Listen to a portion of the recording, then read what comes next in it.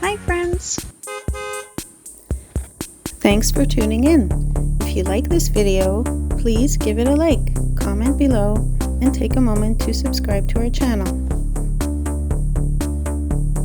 Welcome to Greenbush, Michigan, a quiet township along the beautiful Lake Huron shoreline. This area is known for its sandy beaches, peaceful woods, and relaxed small-town feel. Greenbush was first settled in the mid-1800s, with lumbering and farming playing a big part in its early growth. Like many towns in northern Michigan, it began as a logging community where timber was shipped out across the Great Lakes. Over time, the community shifted from logging to welcoming visitors who came for the fresh air and lakefront views. Today, Greenbush is appreciated for its outdoor activities, including fishing, boating, and camping in the nearby parks.